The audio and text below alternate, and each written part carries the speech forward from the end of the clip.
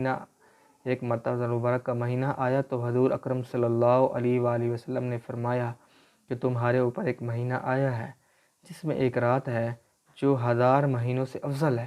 جو شخص اس رات سے محروم رہ گیا گویا ساری ہی خیر سے محروم رہ گیا، اس کی بھلائی سے محروم نہیں رہتا۔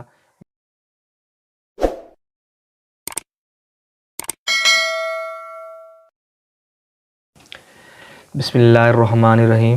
السلام علیکم، میں ہوں آپ کا دوست محمد رضوان بھٹا۔ امید کرتا ہوں کہ آپ لوگ خیریت سے ہوں گے اور آپ رمضان کے روزے رکھ رہے ہوں گے اور دوسروں کی بھی مدد کر رہے ہوں گے۔ تو آج کے آپ کو پتہ ہے احادیث سٹارٹ کی ہوئی ہیں، تو آج ہماری احادیث کا جو حصہ ہے وہ ہم پڑھیں گے۔ اور پڑھنے سے پہلے اگر آپ ہمارے چینل پر نیو آئے ہیں تو ویڈیو کو لائک کریں، چینل کو سبسکرائب کریں اور دوسروں تک بھی یہ پہنچائیں۔ نیک کام ہے، نیک چیزیں ہیں تاکہ لوگوں کا بھی فائدہ ہو، آپ کا بھی فائدہ ہو۔ اس لیے آج کی ویڈیو سٹارٹ کرتے ہیں۔ بسم اللہ الرحمن الرحیم۔ حضرت انس رضی اللہ تعالیٰ عنہ کہتے ہیں کہ ایک مرتبہ رمضان المبارک کا مہینہ آیا تو حضور اکرم صلی اللہ علیہ وآلہ وسلم نے فرمایا کہ تمہارے اوپر ایک مہینہ آیا ہے جس میں ایک رات ہے جو 1000 مہینوں سے افضل ہے۔ جو شخص اس رات سے محروم رہ گیا گویا ساری ہی خیر سے محروم رہ گیا، اور اس کی بھلائی سے محروم نہیں رہتا مگر وہ شخص جو حقیقتاً محروم ہی ہے۔ دوبارہ ہم پڑھتے ہیں۔ حضرت انس رضی اللہ تعالیٰ عنہ کہتے ہیں کہ ایک مرتبہ رمضان المبارک کا مہینہ آیا تو حضور اکرم صلی اللہ علیہ وآلہ وسلم نے فرمایا کہ تمہارے اوپر ایک مہینہ آیا ہے جس میں ایک رات ہے جو 1000 مہینوں سے افضل ہے۔ جو شخص اس رات سے محروم رہ گیا گویا ساری ہی خیر سے محروم رہ گیا، اس کی بھلائی سے محروم نہیں رہتا مگر وہ شخص جو حقیقتاً محروم ہی ہے۔ اس میں ہمیں یہ بتایا گیا کہ رمضان مبارک میں ایک ایسی رات ہے جو شخص اس سے محروم رہ گیا، اس نے اپنا نقصان کیا ہے، وہ ساری خیر سے محروم رہ گیا، اور جو اس سے فیض یاب ہو گیا اس کی زندگی دنیا آخرت بن جاتی ہے۔ ہم اس کا پڑھتے ہیں تشریف فائدہ۔ حقیقتاً اس کی محرومی میں کیا تعامل ہے جو اس قدر بڑی نعمت کو ہاتھ سے کھو دے۔ ریلوے ملازم چند کوڑیوں کی خاطر رات بھر جاگتے ہیں۔ اگر 80 برس کی عبادت کی خاطر کوئی 1 مہینے تک رات میں جاگ لے تو کیا دقت ہے؟ اصل یہ ہے کہ دل میں تڑپ ہی نہیں، اور اگر ذرا سا چسکا پڑ جائے تو پھر ایک رات کیا سینکڑوں راتیں جاگی جا سکتی ہیں۔ ایک ادھر شعر ہے وہ ہم پڑھتے ہیں۔ الفت میں برابر ہے وفا ہو کہ جفا ہو، الفت میں برابر ہے وفا ہو کہ جفا ہو، ہر چیز میں لذت ہے اگر دل میں مزہ ہو، ہر چیز میں لذت ہے اگر دل میں مزہ ہو۔ آخر کوئی بات تو تھی کہ نبی کریم صلی اللہ علیہ وآلہ وسلم باوجود ساری بشارتوں اور وعدوں کے جن کا آپ کو یقین تھا پھر اتنی لمبی نماز پڑھتے تھے کہ پاؤں ورم کر جاتے تھے۔ انہی کے نام لیوا اور امتی آخر ہم بھی کہلاتے ہیں۔ ہاں، جن لوگوں نے ان کے امور کی قدر کی وہ سب کچھ کر گئے اور نمونہ بن کر امت کو دکھلا گئے۔ کہنے والوں کو یہ موقع بھی نہیں رہا کہ حضور اکرم صلی اللہ علیہ وسلم کی حرص کون کر سکتا ہے اور کس سے ہو سکتی ہے۔ دل میں سما جانے کی بات ہے کہ چاہنے والوں کے لیے دودھ کی نہر پہاڑ سے کھودنے بھی مشکل نہیں ہوتی، مگر یہ بات کسی کی جوتیاں سیدھی کیے بغیر مشکل سے حاصل ہوتی ہیں۔ جیسے کہ ادھر شہر بیان کے تمنا درد دل کی ہے تو کر خدمت فقیروں کی، تمنا درد دل کی ہے تو کر خدمت فقیروں کی، نہیں ملتا یہ گوہر بادشاہوں کے خزینوں میں۔ آخر کیا بات تھی کہ حضرت عمر رضی اللہ تعالیٰ عنہ عشاء کی نماز کے بعد گھر میں تشریف لے جاتے اور صبح تک نماز میں گزار دیتے۔ حضرت عثمان رضی اللہ تعالیٰ عنہ دن بھر روزہ رکھتے اور رات بھر نماز میں گزار دیتے، صرف رات کے اول حصے میں تھوڑا سا سوتے تھے۔ رات کی ایک رکعت میں پورا قرآن پڑھ لیتے تھے۔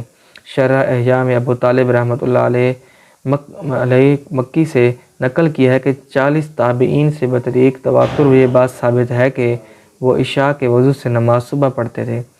حضرت شداد رضی اللہ تعالیٰ عنہ رات کو لیٹتے اور تمام رات کروٹیں بدل کر صبح کر دیتے اور کہتے، یا اللہ، آگ کے ڈر نے میری نیند اڑا دی، آگ کے ڈر نے میری نیندیں اڑا دیں۔ اسود بن یزید رحمۃ اللہ علیہ رمضان میں مغرب عشاء کے درمیان تھوڑی دیر سوتے اور بس۔ سعید بن مسیب رحمۃ اللہ علیہ کے متعلق منقول ہے کہ 50 بار تک عشاء کے وضو سے صبح کی نماز پڑھی۔ سبحان اللہ، کیا بات ہے۔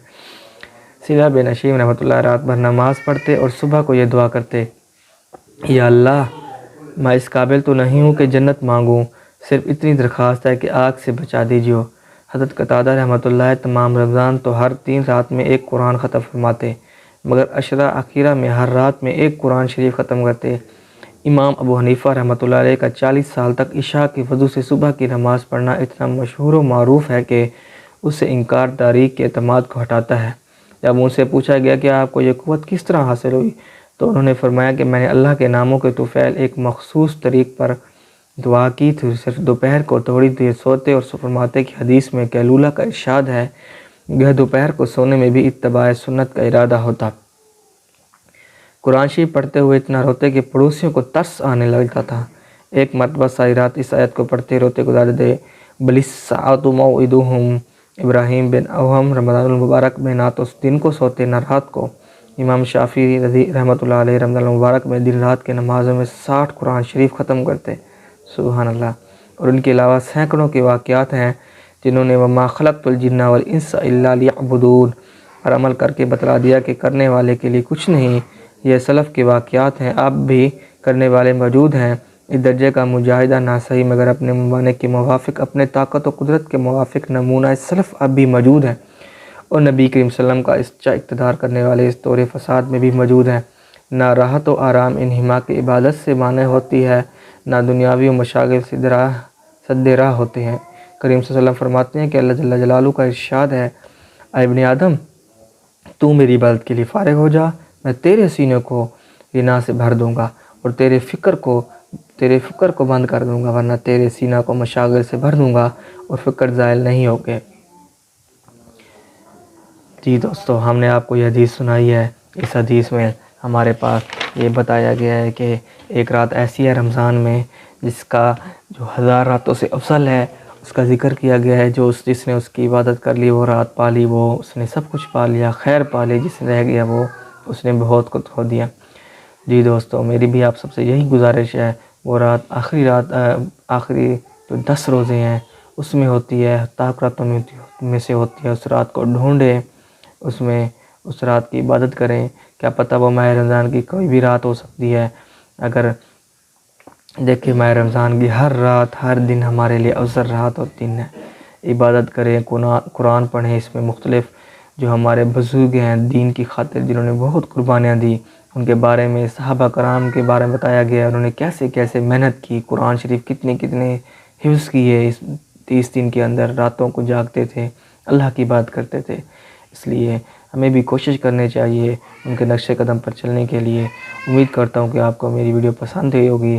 سب سے آخر میں میری ایک ہی بات ہوتی ہے، اپنے ساتھ والے غریب و غربا کا خیال رکھیں، ہمیں دعاؤں میں یاد رکھیں۔ آج کے لیے اتنا ہی، اللہ حافظ۔